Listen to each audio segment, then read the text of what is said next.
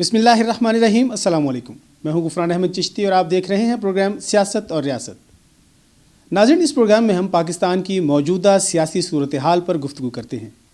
آج ہمارے ساتھ موجود ہیں پاکستان تحریک انصاف کے سینئر موسٹ رہنما ہیں، ترجمان ہیں پاکستان تحریک انصاف کے، اور جس طرح یہ ترجمانی کرتے ہیں پاکستان تحریک انصاف کی، میرا نہیں خیال کہ کوئی اور رہنما اس طرح کرتا ہوگا. ہمارے ساتھ موجود ہیں انجینئر افتخار احمد چودھری، سیکرٹری اطلاعات ہیں پاکستان تحریک انصاف سے. بہت شکریہ سر، آپ نے قیمتی وقت ہمیں دیا. Thank you very much. حسن زن کا بھی بہت شکریہ کہ جو الفاظ آپ نے میرے لیے استعمال کیے، اور حق نیوز کا شکریہ. صحیح. اور پروگرام سیاست اور ریاست کے جناب اور senior anchor person Ghufran Chishti صاحب. سر آپ جب بھی ہمارے پروگرام میں آتے ہیں ہمارے پروگرام کو 4 چاند لگ جاتے ہیں. ہمیں بڑی خوشی ہوتی ہے اب جب بھی ہمیں موقع ملتا ہے آپ کے ساتھ گفت و شنید کرنے کا. چلے اچھی بات ہے کہ گہنائے ہوئے چاند سے 4 چاند نکل لگ جاتے ہیں. اللہ پاک آپ کو سلامت رکھے. اچھا سر جی، وزیر اعظم کہہ رہے ہیں ملک کو چلانے کے لیے پیسہ نہیں ہے، مجبوراً قرض لینا پڑ رہا ہے. یہ وہی وزیر اعظم ہے جو پہلے کہتے تھے کہ قرض نہیں لوں گا. اس کے بارے میں آپ ہمیں بتائیں ذرا. دیکھیے، میں آپ کو ایک بات مختصراً بتا دوں کہ ایک استعارہ اور ایک اشارہ میں آپ کو کروں گا کہ گھر کا مالک ظاہر باپ ہی ہوتا ہے. جی بالکل. اور جب وہ آئے گھر میں اور دیکھے کہ آٹے کا کنستر بھی خالی ہے اور گھی کا ڈبہ بھی نہیں ہے، چولہا نہیں جل رہا، مرچ مسالے بھی نہیں ہیں، تو اپنی اولاد کو بھوکا نہیں مرنے دیتا. وہ جائے گا ادھر، مزدوری کرے گا، محنت کرے گا، کسی سے مانگ تانگ کر لائے گا. جب آپ پہلے ہی اتنے مقروض ہوں اور ان قرضوں کے اوپر اگر آپ نے اتنا بڑا سود دینا ہو، تو پھر عمران خان کے لیے میرا خیال ہے IMF کے پاس، ورلڈ بینک کے پاس، اور سعودی عرب کے پاس، یونائٹڈ عرب ایمریٹس کے پاس جانے کے علاوہ کوئی چارہ نہیں تھا. دیکھیے، نعرے لگانا اور بات ہوتی ہے. آپ عمران خان کے اس نعرے کو کہ ہم کبھی IMF کے پاس نہیں جائیں گے، آپ یقین کیجئے کہ اگر عمران خان جب ملک چھوڑ رہا ہوگا، پہلی بات تو یہ کہ میرے اللہ کے فضل و کرم سے 2023 میں بھی حکومت، میرا اللہ ان کی لمبی عمر ہو، عمران خان کی اور ہماری پارٹی کے لیڈرز کی، تو 2023 بھی ہمارا ہے. اور ہماری کوشش ہوگی کہ جب ہم اس اقتدار چھوڑ کے جا رہے ہوں، چاہے وہ 2023 ہو، چاہے وہ 2028 ہو، انشاءاللہ العزیز ملک کو ضرورت نہیں پڑے گی کہ وہ اس طرح قرض مانگتا پھر نئے آنے والے وزیر اعظم کو. اس لیے کہ قرضوں کی واپسی بھی شروع ہے، سود کی مد میں بھی واپسی ہو رہی ہے. آپ اگر عقیل کریم ڈیڈی صاحب کا وہ انٹرویو دیکھ لیں جو معید پیرزادہ کے ساتھ کیا ہے انہوں نے، کہ تقریباً 40 ارب میں سے انہوں نے 27 ارب ریورس بیک بات کی ہے، کچھ سود ادا کیا ہے، کچھ بینک میں ریزرو رکھے ہوئے ہیں، اور یہ 6-7 ارب ڈالر کی بات ہے. انشاءاللہ آپ دیکھ رہے ہیں کہ روشن پاکستان اکاؤنٹ میں اوورسیز پاکستانی بہت پیسہ ڈال رہے ہیں، اور ان کو اٹریکشن ہے اس ملک کی. ان کے ساتھ وہ نہیں ہوگا کہ ان کے ڈالرز جو ہیں وہ ضبط کر لیے جائیں گے ان کے اکاؤنٹ. اور یہی ٹرسٹ ہے کہ آج ان کو جب ووٹ کا بھی حق ملا ہے تو وہ اپنی جمع شدہ پونجی جو ہے وہ ڈالرز اکاؤنٹ میں ڈال رہے ہیں، جو ان کو 7% مل رہا ہے. اور اب آپ دیکھیں کہ یہ ایک اٹریکشن ان کے لیے، اور ملک معاشی مسائل سے ضرور نکلے گا. لیکن اتنی بات میں ضرور کہوں گا، اگر آپ مجھے 2 منٹ اور اجازت دے دیں اسی سوال کے اوپر بات کرنے کی. دیکھیے، میں نے دیکھا کہ جو فری اکانومی سیگمنٹس ہیں، مثلا سب سے بڑا سیگمنٹ آپ کا یہ ہوتا ہے کہ جو مزدور آپ کا روڈ کے اوپر بیٹھا ہوا ہے، جو مستری آپ کا صبح کھانے کی تلاش میں نکلتا ہے اپنے اوزار کے ساتھ. اب آٹومیٹکلی میں کنفرم بھی کیا، پچھلے ہفتے ہمارے کانٹریکٹر ہمیں ملے تھے، دوست ہیں ہمارے ہمسائے کے، تو انہوں نے بھی کہا کہ اب مزدور نے اپنی جو ہے نا ڈیلی ویجز بڑھا لیے ہیں، 1200 روپے کر لیے ہیں. اب مستری جو ہے 2000 روپے کما رہا ہے. اب ملک کے کسی کونے میں ہو سکتا ہے تھوڑے کم ہوں، لیکن KPK کے ایک دور افتادہ گاؤں میں بھی میں پچھلے ہفتے تھا، ہمارا اپنا گاؤں ہے، نلہ نام ہے اس کا، تو وہاں بھی جو مزدور ہے وہ 1000 روپے اور 1200 روپے لے رہے. اب مسئلہ آ جاتا ہے کہ میرے اور آپ کے ساتھ جو جڑے ہوئے لوگ ہیں، بس 1 منٹ اس کو بات کو ختم کرتا ہوں کہ ہم کیا ڈیلیور کر رہے ہیں آگے، کیا ہم نے جو اپنے ملازم رکھے ہوئے ہیں، بہت ساری کمیونٹی ہے نا جن کے پاس 2 4 4 6 6 لوگ ملازم ہیں، کیا ہم پاس کر رہے ہیں ان کو کہ اگر ان کی تنخواہ 25,000 ہے یا 20,000 رکھی ہوئی، کیا ان کو ہم دے رہے ہیں، ان کی زندگی ہم سہل کر رہے ہیں؟ یہ اگر معاشرے کے ان لوگوں نے جن کے پاس اللہ نے دے رکھا ہے، اگر وہ بانٹتے ہیں اپنی دولت کو، تقسیم کریں، یہ کوئی خیرات نہیں ہے کہ زکوٰۃ دے رہے ہیں ان کو، لیکن اگر آپ نے اللہ نے آپ کو دیا ہوا جس کی آپ پہلے تنخواہ 15,000 رکھتے تھے ڈرائیور کی، اب اس کو دے نا 20,000۔ میں نے تو اپنے اسی طرح کیا ہوا، اپنے اسٹاف کو بغیر مانگے ہوئے ان کی آپ فکس کر دیتا ہے، کھانا پینا رہائش ہر چیز ان کے ساتھ۔ اسی طرح ہی آپ بھی کریں، جتنے بھی لوگ ہیں، جتنے پیسے والے لوگ، چیمبرز کے لوگ۔ میں ادھر بحریہ میں گیا تھا، شاید بہت بڑا ایک فنکشن تھا، وہاں پہ بڑے بلڈرز آئے ہوئے تھے، وہاں انہوں نے مجھے as a guest of honour بلا لیا، کہنے لگے جی کہ آپ بتائیں، وہاں پہ اسلام آباد چیمبر کی خاتون بھی بیٹھی ہوئی تھی۔ تو میں نے اپنی اسپیچ میں یہ کہا کہ بھائی ریاست مدینہ کا تصور یہ ہے کہ آپ کے ساتھ جو بندہ جڑا ہوا ہے آپ اس کو بھی اٹھائیں۔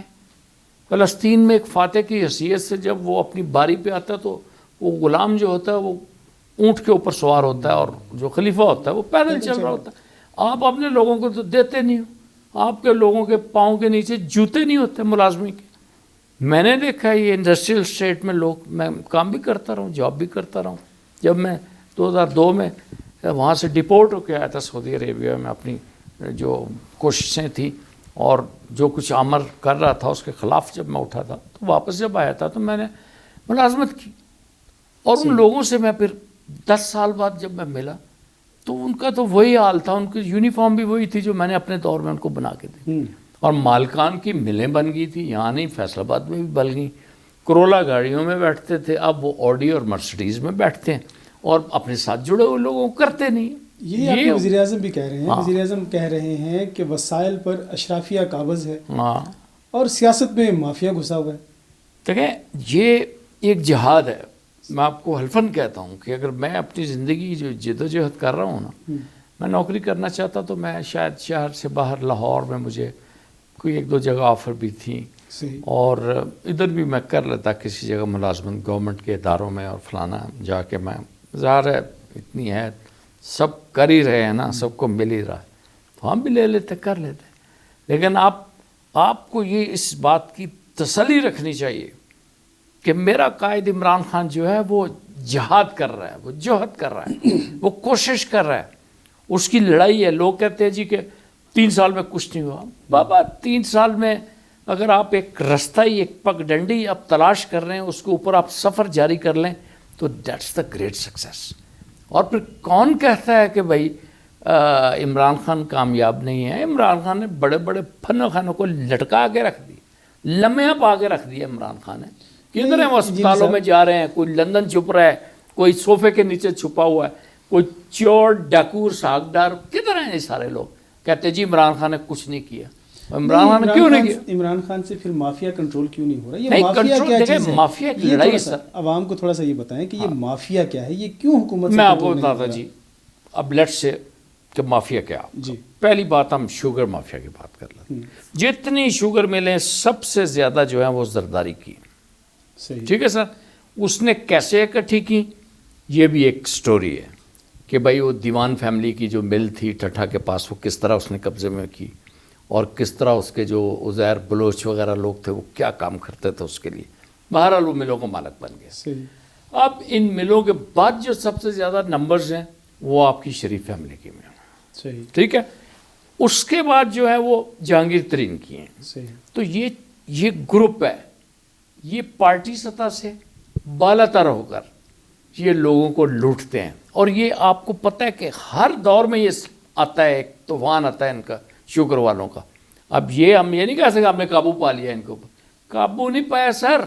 انہوں نے ان دنوں کے اندر جو بلینز کمائے ہیں انہوں نے کما لیا۔ کیا یہ حکومت سے زیادہ طاقتور ہوتا ہے؟ بہت طاقتور ہوتا ہے مافیا، تو ہر جگہ بہت طاقتور ہوتا ہے مافیا۔ آپ کیا سمجھتے ہیں جو اسٹیل جو کیا شوگر ملز ایسوسی ایشن کا پریزیڈنٹ آپ کو پتہ کون ہے؟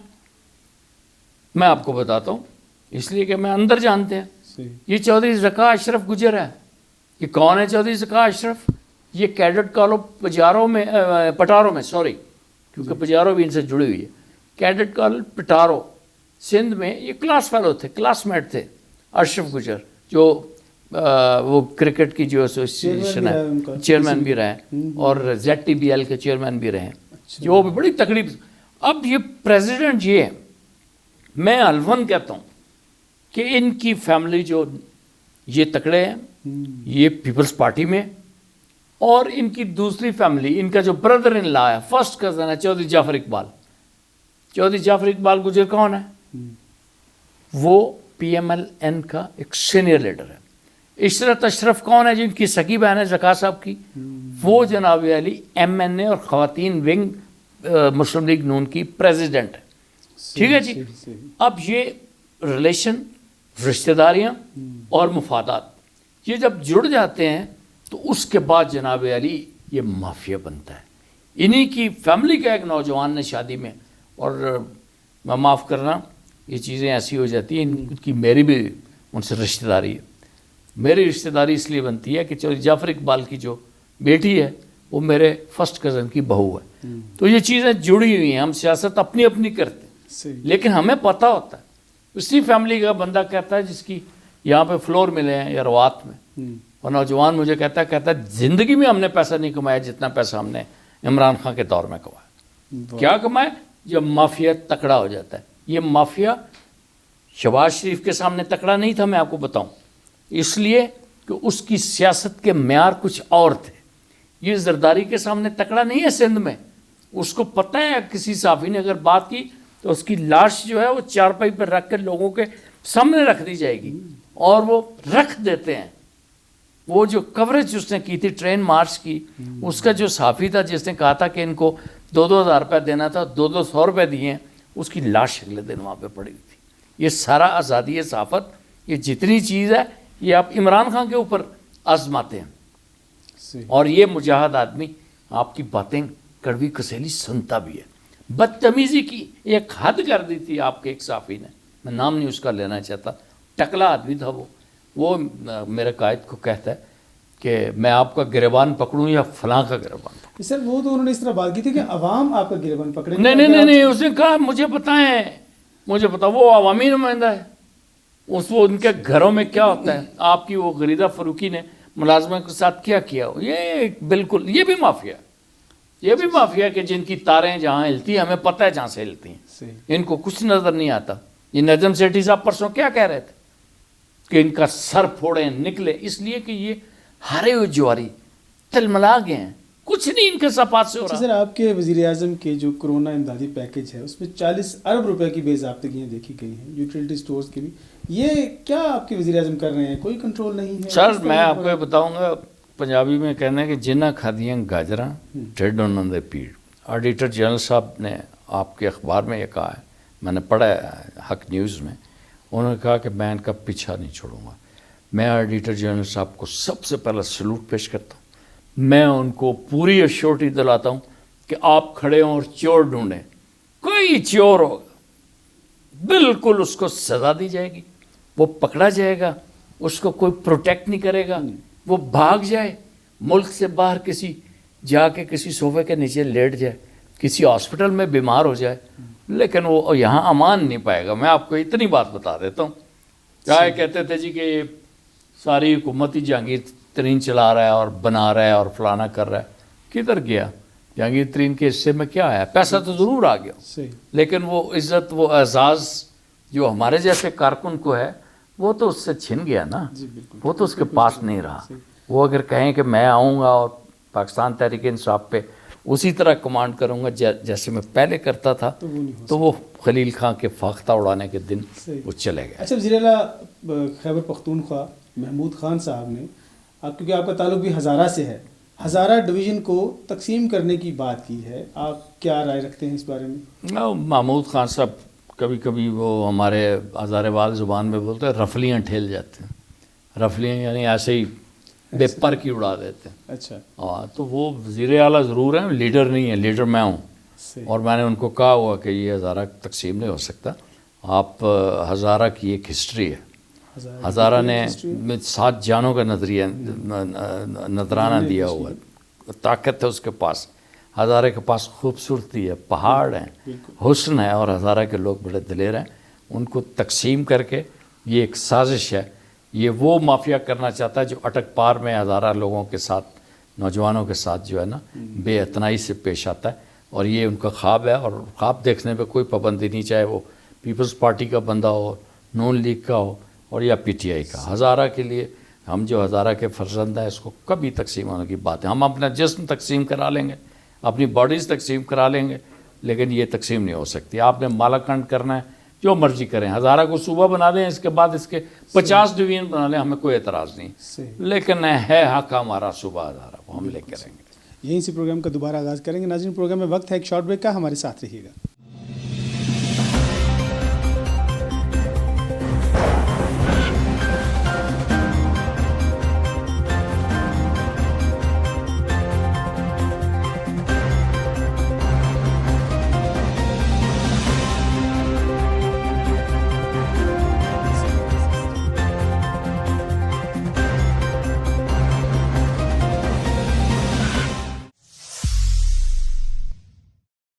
ویلکم بیک ناظرین, پروگرام کا دوبارہ آغاز کرتے ہیں. اچھا افتخار صاحب, یہ لاہور میں جو ضمنی الیکشن میں سوشل میڈیا پہ خبر گردش کر رہی ہے, میڈیا پہ بھی یہ بات گردش کر رہی ہے, جو ووٹ بیچے جا رہے ہیں, آپ کا کیا کہنا ہے اس پہ؟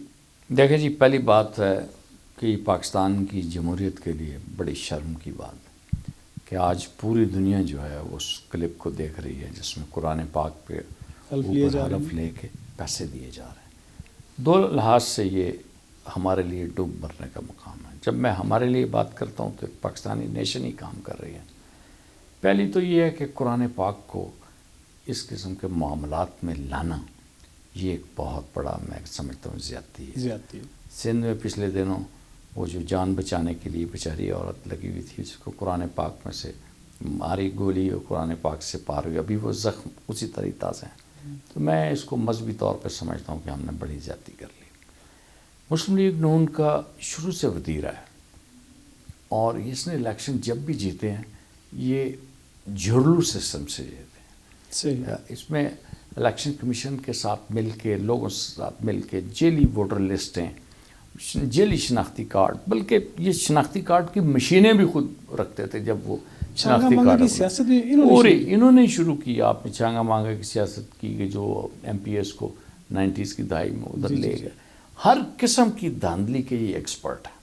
آپ یقین کیجئے کہ یہ میرے لیے تو اچھمبا نہیں ہے, کیونکہ میں تو سینٹرل پنجاب میں رہا ہوں, میں ان کو جانتا ہوں. گجرانوالا میں ہم نے الیکشن لڑ کے دیکھے, بھائی میرے ناظم کے الیکشن لڑتے. یہ لوگ, ان کی جو پارٹی کے لوگ ہیں, یہ تو جیلی مشینیں بناتے ہیں, جیلی شناختی کارڈ بناتے ہیں, اور تو اور الیکشن والے دن یونیفارم میں, رضاکار پولیس کی یونیفارم میں, جیلی یونیفارم بنا کے یہ اپنا الیکشن جیت لیتے ہیں پولیس سے مل کے. پولیس ان کے ساتھ مل جاتی ہے, اور جناب یونیفارم بھی ان کو بنا دی.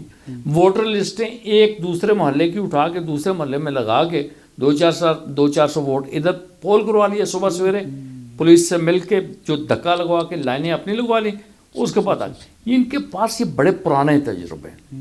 لیکن یہ جو ہے, یہ اس سوشل میڈیا نے, اس کی وجہ سے یہ ڈسکلوز ہوئے. یہ قرآن پہ حلف پہلے بھی لیتے تھے, یہ بڑی بڑی قسمیں لے کے لوگوں کو شناختی کارڈ لے لیتے تھے.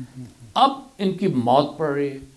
جو الیکٹرانک ووٹنگ مشین کی جب بات کرتے ہیں تو ان کو تکلیف آ جاتی. میں خود الیکشن کمیشن کے بڑے سینئر لوگوں سے ملا ہوں, اور وہ کہتے ہیں یہ ضرور ہے کہ یہ بڑے پیسہ لگے گا, اس کے بڑا خرچ آئے گا, اس پہ یہ ہوگا, اس پہ وہ ہوگا. ہم مان لیتے اس کو پیسہ لگے گا, اس کے اوپر خرچ ہوگا, لیکن آپ ایک نفاست کے ساتھ اپنی لیڈرشپ تو اس پاکستان کو دے سکیں گے نا. ایک وقت میں ہم کہتے ہیں جی 2018 کے انتخابات میں بھی دھاندلی ہوئی, ہمارے لوگ بڑے ہار گئے. یہ لوگ کہتے ہیں نا جی کہ آپ کے ہار گئے, آپ جیت کے ایسے جیت گئے. ہمارے لوگ بھی ہارے. گجرات میں کیا ہوا, دوسری جگہوں پہ بہت ساری جگہ ہمارے جو وننگ کینڈیڈیٹ تھے وہ ہارے, وہ بھی رو رہے ہیں, چیخ رہے ہیں. وہ بھی چیخ رہے ہیں, جیتنے والا بھی چیخ رہا ہے, ہارنے والا بھی رو رہا ہے. اور آپ کو پتہ ہے کہ یہ آپس میں بھی جنہوں نے الیکشن ایک دوسرے کے مقابلے لڑا, وہ بھی رو رہا تھا اور یہ بھی رو رہے ہیں. اور تو بابا ہم آپ کو ایک آسان سلوشن دے رہے ہیں. قوم ایک دفعہ یہ الیکشن کرا لے, بے شک مقروض ہو جائے قوم, بے شک قرضہ لے لے, اگر جنہوں نے ڈیموکریسی کو اپنا مذہب اول سمجھتے ہیں وہ دنیا بھی یہ چاہتی ہے کہ ڈیموکریسی زندہ رہے تو وہ دیں گے پیسے. بالکل صحیح. وہ تو اپنی ضرورت کے تحت دیں گے پیسے کہ بھائی ان کو دو, اور ہم چاہتے ہیں کہ بھائی اس طرح الیکشن ہو. اب ایک مافیا کھڑا ہو گیا, نہ جناب علی پلڈاٹ بول رہی ہے, نہ فافن بول رہا ہے, نہ کوئی بول رہا ہے, سارے ان کو پتہ ہے کہ پھر اگر یہ الیکٹرانک ووٹنگ مشین آ گئی تو اس کے نتیجے میں وہ نہیں جیت پائیں گے. آج کیا ہو رہا ہے, ٹل لگا لیا انہوں نے, زور لگا لیا پشاور جلسہ کرنے کے لیے مہنگائی کے خلاف. جتنی مرضی بھی مہنگائی ہو, لوگ یہ سمجھتے ہیں کہ یہ ہو سکتا ہے کہ یہ پور گورننس ہو, لوگ یہ سمجھتے ہیں کہ ہو سکتا ہے کوئی مینجمنٹ میں کوئی بیوروکریسی ان کے ساتھ نہیں چل رہی ہو.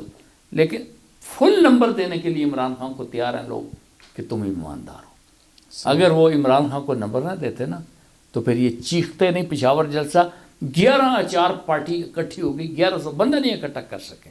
آپ دیکھیں نا ہمارے چھوٹے لیڈر, اتنے طرح سے لیڈر ہیں ہمارے. علی نواز عمان اتنا ہی ہے نا, خرم نواز بھی تو اتنا ہی ہے نا, اسد عمر بھی تو اتنا ہی ہے, عمران خان تو نہیں ہے نا. یہ جلسے کر کے دکھا دیے انہوں نے.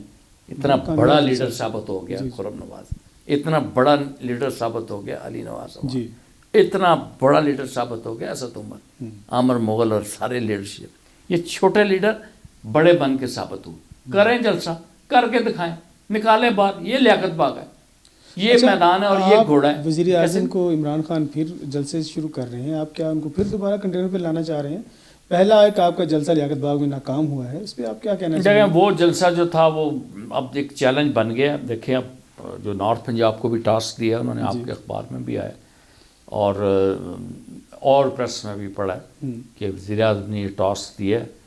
تو دیکھیے میں ایک بات بتاتا ہوں, بڑا فرق ہوتا ہے گھر کا جو بڑا ہو اس کی کال میں اور جو چھوٹے گھر کے جو بچے ہوتے ہیں ان کی کالز میں بڑا فرق ہوتا ہے.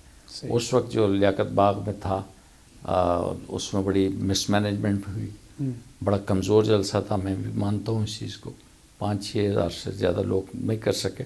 اور تھوڑی سی مس مینجمنٹ یہ ہوئی کہ ہمارے لوگ جو آ رہے تھے, مثلا فیصل آباد سے بسیں بھر کے آ رہی تھی, ٹوبا سے آ رہی تھی, نارتھ پنجاب میں سارے یہ لوگ تھے, سرگودا سے آ رہی تھی. تو جیسے ہی سورج غروب ہوا تو جلسہ ہی ختم کر دیا. پتہ نہیں کوئی لائٹ کا بل زیادہ آنے کا ڈر تھا یا کیا چیز تھی, وہ مس مینجمنٹ تھی.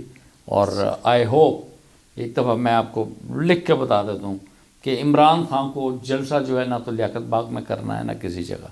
عمران خان کو میری رائے ہے, میں دوں گا پارٹی میں بھی یہ رائے کہ عمران خان جو ہے یہ پریڈ گراؤنڈ میں آئیں اور پھر انشاءاللہ العزیز ہم بتائیں گے, 1 ملین سے زیادہ لوگ اکٹھا کر کے بتائیں گے. یہ ایک موٹیویشنل چیز ہوتی ہے کہ خان جو ہے وہ لوگوں کے سامنے آ رہا ہے. یہ ذوالفقار علی بھٹو نے بھی یہی کیا تھا کہ جب وہ مہنگائی کا زمانہ تھا تو لوگوں نے بڑا احتجاج کیا اس وقت. تو ذوالفقار علی بھٹو نے بھی کہا کہ یہ مہنگائی عرب سے آئی ہے, مہنگائی تیل سے آئی ہے, فلاں سے آئی ہے. تو ایسے جو لوگ ہوتے ہیں عوامی, وہ لوگوں میں آتے ہیں. عمران خان کو بڑا کور کرنے کی کوشش کرتے ہیں فلانا. عمران خان 10 دفعہ لوگوں کے سامنے آیا جنا کنونشن سینٹر میں, اتنی کوئی بڑی سیکورٹی بھی نہیں ہوتی چیز ہوتی. تو عمران خان کو ہم ویلکم کرتے ہیں اور انشاءاللہ یقین دلاتے ہیں عمران خان کو کہ کسی قسم کا جو ہے نا آپ کہتے ہیں نا گھبرانا نہیں, ہم آپ کو کہتے ہیں کہ آپ آئیں. پنڈی کل بھی آپ کا تھا اور آج بھی ہوگا, اور آپ نے گھبرانا نہیں. صحیح. اچھا, بلدیاتی انتخابات اناؤنس کر دیے گئے ہیں, وہ بھی ہونے جا رہے ہیں. کینٹ میں آپ پنڈی میں بالکل بری طرح سے ہارے تھے, کیا اقدامات کر رہے ہیں کیونکہ آپ کے پاس شمالی پنجاب کی بھی ذمہ داریاں ہیں, کیا حکمت عملی اپنائی ہے؟ دیکھیں ہم نے کینٹ سے بہت کچھ سیکھا ہے. اچھا. اور جو ہم نے سیکھا ہے وہ یہ سیکھا ہے کہ جو ورکر ہے اس کو نگلیکٹ نہیں کرنا چاہیے, جو ذمہ دار ہیں ان کو پیچھے نہیں کرنا چاہیے. کینٹ کی صورتحال ہماری یہ تھی کہ ہمارے جو ڈیسیژن میکنگ میں بڑے بلنڈرز ہوئے, جو کینٹ کی تنظیم تھی ان کو پوچھا ہی نہیں گیا, اور پھر لوگ کھڑے ہو گئے, لوگوں نے اپنی طاقت ظاہر کی کہ بھائی ہم یہ ہیں. اس کا نتیجہ کیا ہوا کہ جیتنے والے اگر نون لیگ کے تھے تو ہارنے والا نمبر 2 پی ٹی آئی کا تھا اور نمبر 3 بھی پی ٹی آئی کا تھا. پی ٹی آئی والا اپنے ہی امیدوار سے ہارا ہے, اپنے ہی امیدواروں سے یہ لوگ ہارے. ایم پی اے اور ایم این اے ان کی انڈرسٹینڈنگ نہیں تھی، بالکل نہیں تھی، صاف سی بات ہے، عدنان اور راشد کی نہیں تھی، کھینچتے رہے ایک دوسرے کو، تنظیمیں چپ کر گئیں، کوئی دبئی میں بیٹھ گیا، کوئی کدھر بیٹھ گیا، نتیجہ کیا ہوا؟ ہار گئے. ٹھیک ہے، نکلتے نا ہماری طرح فقیروں کی طرح کہ ہم جو ٹریننگ کی، ہم نے اپنے لیڈیز ٹرینرز تیار کیے، نوجوان تیار کیے، الیکشن والے دن اس طرح نکلے کہ جس طرح بھائی ہم جو ہے نا 25 جولائی کے الیکشن کے لیے نکل رہے، نہیں نہ نکلے لوگ، تنظیمیں فیل ہوگی. اب کیا ہو اس سے نتیجہ؟ شہریار کو اتار دیا انہوں نے پریزیڈنٹ شپ سے، ڈسٹرکٹ سے، اچھا، اور راجہ علی محمد کو بھی اتار دیا میٹروپولیٹن سے. اچھا، کچھ بھی نہیں ہوا، ککھ نہیں ہلیا. اس لیے نہیں ہلا کہ بھائی وہ پہلے ہی تنظیمیں آپ نے ایسی بنائی ہوئی تھی جو بالکل غلط تھی، جو گورننگ باڈی کی اپروول کے بغیر بنی ہوئی تھی. جو ان تنظیموں کا بیڑا غرق تو اساس وہیں سے ہوئے جہاں سے گورننگ باڈی میں، میٹروپولیٹن میں جو موسٹ ہائیلی ورکنگ 3 دفعہ پریزیڈنٹ رہا ہے، چلا میرا بیٹا چھوڑ دیں، ایک لڑکا نوجوان ہے جو 3 دفعہ پریزیڈنٹ رہا ہے، جس نے دھرنا کامیاب کرایا ہے، جس نے جناب اپنا گھر، مال، پانی سب کچھ جس کے اوپر لگایا، جس نے باپ کو کہا کہ گھر بیٹھ کے اپنا کام کریں اور لوگوں کا کام کریں، کوئی نوکری نہ کریں، کوئی بزنس نہ کریں. آپ نے پوری گورننگ باڈی نے اس کو کہا کہ آپ جو ہے نا جنرل سیکرٹری کے لیے یو آر ریکمینڈڈ. لیکن نارتھ پنجاب کے جو ہمارے ذمہ دار ہیں صداقت عباسی صاحب، ان کو میرا چہرہ پسند نہیں تھا، نہ وہ پسند تھا، اس کو اٹھا کے پھینک دیا. اس کی جگہ اللہ خوش رکھے، میں نہیں کہتا کہ بھائی کوئی ان پڑھ لگا دیا یا اس طرح کا نالائق بندہ لگا دیا، اس کو میٹروپولیٹن کا سیکرٹری بھی بنایا، اس کو آپ کی جو وزیر اعلیٰ شکایت سیل کا ہیڈ اس کو بھی بنایا. کیا کیا آپ لوگوں نے؟ مار دیے کارکن کو، رل گئے ہمارے کارکن، رو گئے خدا کی قسم، سینے پھٹ گئے ان کے لوگوں. اب آصف صاحب ہیں جناب علی، وہ وزیر اعلیٰ کے ٹورزم کے مشیر بھی ہیں، وہ جناب پی ایچ اے کے ہیڈ بھی ہیں، وہ جناب علی پنڈی کے پی ایچ اے کے بھی. اچھا، کیا اتنی آپ عہدے لے کے کیا کر رہے ہیں؟ ناانصافی کر سکتے ہیں آپ اپنے کام سے. آپ کیا کرو گے؟ آپ وزیر اعلیٰ کے مشیر ہو، آپ کو بہاولپور بھی جانا ہے، آپ کو ملتان بھی جانا ہے، آپ کو جناب علی سکھے کی بھی جانا ہے، سادوں کے بھی جانا ہے، پنڈی بھی جانا ہے اور مری بھی جانا ہے، اور ساتھ ساتھ آپ نے پی ایچ اے پنڈی کو بھی دیکھنا ہے. جناب نہیں، میں ہی سارا، مینو بھی دے دو تو میرے پرانو بھی دے دو.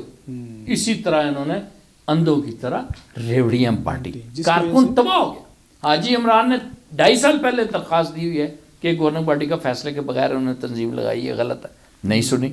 پارٹی نے بنایا، یہ آئین بنایا ہوا ہے، بنایا بھی ہم نے، اٹھا کے اس کو کوڑے کی ٹوکری میں پھینک دیا. آئین کو کوئی کوشچن کچھ نہیں، ادارہ نہیں ہے کھاڑا. اور کینٹ نے آپ، یہ کینٹ آپ کا یہ باڈی کے اندر جو خدا نخواستہ کینسر ہو تو کوئی پھوڑا نکلتا ہے، کینٹ آپ کا پھوڑا تھا، آپ کی پوری باڈی تباہ ہو. آپ کے سب لوگوں نے ظلم کیا، آپ نے اپنے لوگوں کو نوازا. آپ نے جناب علی یہ عباسی کر لیا، آپ نے دائیں بھی وہ، بائیں بھی وہ، آگے بھی وہ، پیچھے بھی وہ، اور آپ کا کوئی رستہ نہیں ہے. ٹیلنٹ کو آپ اس طرح مارتے ہیں. پھر رزلٹ دیکھ لیا نا، وہ کیا ہوا، انہوں نے نوید کو ہٹا دیا. نوید جناب آپ کے پنجاب کا کوآرڈینیشن بن گیا، عمر کینی کے ساتھ پورے پنجاب میں اسے تنظیمیں کھڑی کر دی. مطلب ایک بندے کو آپ دبائیں گے، ایک سپرنگ کو، تو وہ تو اچھلے گا. اور اچھل کے جب وہ لاہور تک تنظیمیں آرگنائز کر رہا ہے، فیصلہ آباد سرگودا، تو آپ کو تو شرم آنی چاہیے تھی کہ آپ کا بچہ بھائی ہے، اس کو بٹھا کے سامنے کہتے ہیں صداقت عباسی صاحب آپ میرے گروپ میں آ جاؤ، میں آپ کو سرفراز کروں. بابا تمہارا کیا گروپ ہے؟ کون سا گروپ ہے تمہارا صداقت عباسی صاحب؟ آپ کا کوئی گروپ شروپ نہیں. انہوں نے، میں آپ کو ریکارڈ پہ بات کرتا ہوں، انہوں نے الیکشن سے پہلے کہا تھا 2018 میں، کسی نے کہا کہ اگر آپ کو ٹکٹ نہ ملا تو الیکشن لڑیں گے. اس نے کہا نہ ملا نا ٹکٹ، میں دکھی کے انسان، یہ دکھی کے انسان گروپ ہے کہ ان کو دو تو پارٹی میں ہے، نہیں دو تو یہ کرے. انہوں نے جناب کہا کہ ہم نے وہ جناب آر ڈی اے بھی ہم نے لینا ہے، وہ بھی ہم نے لینا ہے، فلاں بھی ہم لے لیا، دے دیا. اب کیا ہوا؟ 1.5 سال نہیں آپ کو سنبھال سکے، آر ڈی اے میں سے آپ کو نکال دیا. اب کہتے ہیں جی مجھے کپتان نے کہا کہ وہ کپتان مجھے جدھر لگائے گا وہ لگا. اب بابا کپتان نے کیا لگانا ہے؟ تم تو اپنے ہاتھوں سے خود مر گئے. ایک بات میں آپ کے اس چینل کے تھرو میں حق نیوز میں حق بات کروں گا، میرا تو خدا کی قسم یہ خون کھولتا ہے جب میں عمران خان کے کارکن کو روتے ہوئے دیکھتا ہوں. چیختے ہیں تو کہتے ہیں کیوں چیخ رہے ہو؟ تم پارٹی ڈسپلن کی خلاف ورزی کر رہے ہو، ہم تمہارے خلاف ایکشن لیں گے، ہم تمہیں اسکیڈ میں لے جائیں گے. ایک تھانہ بنایا ہوا ہے انہوں نے، اسکیڈ کا تھانہ، جس میں جو بندہ بولے گا وہاں اس کو نازیوں کی طرح ادھر لے جائیں گے، وہاں سے اس کو سزا دلوائیں گے. اچھا یہ ہے اسکیڈ. اور یہ جناب میری بات ہے، میں کہتا ہوں کھل کے بات کرتا ہوں، کر لو جو کرنا ہے میرا، میں بات کر رہا ہوں. میرا نام انجینئر افتخار چودھری ہے، you know me very well کہ میں کون ہوں. میں خدا کی قسم آج بھی اس عمر میں بھی 66 سال کی عمر میں دیوار سے ٹکر مار کے پار نکلوں گا، پیچھے مار کے گروں گا نہیں. یہ کیا پارٹی کے ساتھ آپ نے کر دی ہے؟ نہیں آپ تو بالکل چھیڑی چیز آتی ہے.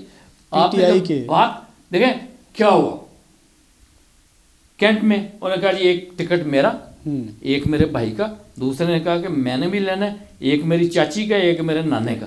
یعنی اسی طرح لے کے جا کے عوام کے سامنے کھڑے ہو گئے، عوام نے جوتے مارے ان کے فیصلے. اچھا یہ بھی دیکھنے میں ہے کہ جنہوں نے ایک دن پہلے مسلم لیگ چھوڑ کے پی ٹی آئی جوائن کی اس کو بھی ٹکٹ مل گیا. ایسے ہی ہوا نا، لوگ یہ سمجھتے تھے کہ ونرز کو دے. دیکھیں ایک بات ہوتی ہے، ان کو یہ سمجھ نہیں آئی. اگر ان کو سمجھ آتی، اگر یہ مینج کرتے ان چیزوں کو، تو 2018 میں پاکستان کی پوری عوام نے یہ ثابت کر دیا تھا کہ الیکٹیبلز اور فیل. عمران خان یہ کہتے تھے، میرے ساتھ کھڑے ہو کے عمران خان نے کہا کہ الیکٹیبل ضرورت ہے، الیکٹیبل بدماش بھی ہو سکتے ہیں. آپ نے دیکھ لیا لوگوں نے عمران خان کے دوسرے نعرے کو اولیت دی، الیکٹیبل کو اٹھا کے پھینک دیا. نہیں جیتے آپ کے الیکٹیبل. بڑے بڑے فن خان کدھر گئے آپ؟ غلام مصطفیٰ کھر جیسا بندہ آپ کی پارٹی میں آیا، الیکٹیبل کا چہرہ نہیں لوگ دے. لوگ چاہتے تھے کہ ایک نفیس آدمی آیا ہے. عمران خان نے ایک دفعہ بات کی تھی کہ میں ان کینڈیڈیٹ کو ٹکٹ دوں گا جن کے پاس پیسے بھی نہیں ہوں گے، ہم دیں گے اس کو پیسہ. صحیح. اور جناب پھر ایسے ہوا کہ کسی طرح جہانگیر ترین نے ان کو ایک ایسے سرکل میں لے آئے کہ عمران خان صاحب آپ وزیر اعظم نہیں بن سکتے، آپ الیکٹیبل کو لائیے. بھٹو کا کیا ہوا تھا؟ میں جب 50 سالہ تجربے کی بات کرتا ہوں تو میں یہ بتاتا ہوں کہ بھٹو نے پہلا الیکشن جو ہے اللہ دتا کے ٹکٹ دیا تھا. اللہ دتا پتہ کون ہے؟ یہ کون آپ کو بابا بتائے گا جس کو پتہ ہے. 134 روپے اس نے لگا کے شیخ پورہ سے MNA بنا تھا اللہ دتا. ٹھیک ہے، 134 روپے اللہ دتا بن گیا. الیکشن جو ہے 70 کا الیکشن جیت گیا اللہ دتا، منظور الحسن جیت گیا، اور بڑے لوگ، مجھے نام اب بھول رہا ہے، یہ علی محمد دھاریوال جیت گیا. یہ بہت سارے لوگ اس طرح غریب چھوٹے لوگ کا جیت گئے. لیکن بھٹو کو 1977 میں کسی نے پٹی پڑھائی کہ الیکٹیبل بڑے لوگ سرمایہ دار لوگ، جاگیردار لوگ. اور اس کے بعد الیکشن کمیشن کا ان کو وہ مل گیا، جسٹس جان، بیڑا غرق کر کے رکھ دیا. اور یار ٹمن نے پورا پلان کیا، سارا ختم ہو گیا. اس طرح کا انہوں نے میٹھا ڈالا کہ جناب جو جیتی ہوئی سیٹیں تھیں وہ PNA کی، وہ بھی انہوں نے ختم کر دی. تو کیا ہوا پھر ذوالفقار علی بھٹو کا؟ ذوالفقار علی بھٹو ایک دفعہ پتہ جیل میں جا کے ریلیز بھی ہوا تھا. ریلیز ہوا، لوگ آئے نہیں. وہ سمجھتا تھا کہ چین روئے گا، ہمالیہ روئے گا. اور بابا چین نے کیا رونا تھا، ہمالیہ نے کیا رونا تھا، پتوں کی نہیں رویا ذوالفقار علی بھٹو کے لیے. 4 اپریل 1979 کو جب میں جدہ سے لاہور ایئرپورٹ پر اٹھا، کچھ بھی چڑیا نے کھ نہیں لیا. انہوں نے پرویز مسیح کو کیا کیا تھا گجرانوالہ میں، کہا پروٹیسٹ کرو، نکلو باہر، آگ لگاؤ، ہم تمہیں پکڑ لیں گے، بجھا دیں گے تمہاری آگ. پرویز مسیح نے آگ لگا لی اور وہ چیختا رہا اور گالیاں دیتا رہا، ماں بہن کی گالیاں دیتا رہا ان کارکنوں کو، پیپل پارٹی کے لیڈروں کو. اور میری آگ بجھاؤ ہے، میں نے تسی کیسی آگ لاؤں گے تو میں بچ جاؤں. ہی ڈائٹ. اس کے بعد انہوں نے کہا جی بھٹو کے لیے یہ بندے جل رہے ہیں، خودکشیاں کر رہے ہیں. عمران خان صاحب آپ لیڈر ہیں میرے، میں آج بھی آپ کو بتاتا ہوں کہ خدا را یہ جو مانگے تانگے کے لوگ ہیں ان سے گزارا نہیں چلے گا. میں نہیں کہتا کہ آپ مجھے اپنا مرکزی سپوکس پرسن بنائیں، مجھے ندیم افضل چند بنائیں، آپ کو مبارک، یہ عاشق وانی ہے سارا کچھ. لیکن میں یہ کہتا ہوں کوئی میرے جیسا، کوئی مائی کا لال ہے، کوئی دبنگ ہے جو بات کرنے والا، اس کو لاؤ. آج بھی اللہ کے فضل و کرم سے میرے فالوورز کی تعداد 15,000 ہے یا 12,000 ہے. میں ایک پوسٹ لگاتا ہوں، 500 کمنٹ بھی ہیں، کوئی مجھے برا نہیں کہتا. کہتے چو صاحب آپ کی اس بات سے تھوڑا سا اختلاف ہے. اپنی یہ پوسٹ لگاتے ہیں، اس کے نیچے گالیاں دیکھیں کتنی گندی گالیاں ان کو پڑتی، ان کو شرم نہیں آتی. اچھا جی صاحب، آپ ماشاءاللہ جس طرح سینئر آپ کارکن ہیں، پاکستان تحریک انصاف کے بانی کارکن ہیں، اور سپوکس پرسن ہے، اس میں کوئی شک نہیں ہے. BBC پر، انڈیا کے محاذ پر بھی آپ نے ایسے PTI کا دفاع کیا ہوتا ہے. ماشاءاللہ آپ کا سیاسی بیک گراؤنڈ ہے. کیا آئندہ الیکشن لڑنے کا ارادہ رکھتے ہیں؟ ارادے تو بہت ہیں، لیکن مجھے 100% یقین ہے کہ مجھے کوئی ٹکٹ نہیں دے گا. اپلائی کریں گے، 1,00,000-1.5 لاکھ روپے ضائع کریں گے اور مجھے کوئی ٹکٹ نہیں دے گا. آئی نو اٹ. اس کی کیا وجہ ہے؟ آپ کا سخت رویہ ہے یا صاف گو ہے؟ میں نہیں مانتا، صاف گو بندہ ہوں. عمران خان کو بھی کبھی روک دیتا ہوں اور ڈانٹ ڈپٹ بھی کر دیتا ہوں معاملات ایسے چیز. تو ابھی تو سرکل ایسے بن گئے ہیں غفران صاحب، ایک یہ سرکل ہے، ایک یہ ہے، ایک یہ ہے، ایک یہ ہے، اور ہم وہاں کہیں دور پیچھے کھڑے ہوئے ہیں. دکھ ہوتا ہے جب ایسے. صرف یہ ہوتا ہے کہ میرا عمران خان جو ہے وہ اکیلا رہ گیا. عمران خان کے پاس، اس کے پاس ڈائی ہارڈ ورکر، اس کے لیے جان لڑانے والے، اس کے لیے جان دینے والے لوگ جو ہیں وہ نہیں رہے.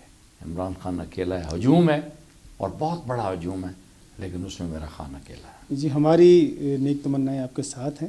ناظرین، آپ نے انجینئر افتخار صاحب کی باتیں سنی. آپ بھی اپنی قیمتی رائے ہمیں ضرور دیجیے گا. اگلے پروگرام تک اجازت دیجیے. اللہ حافظ.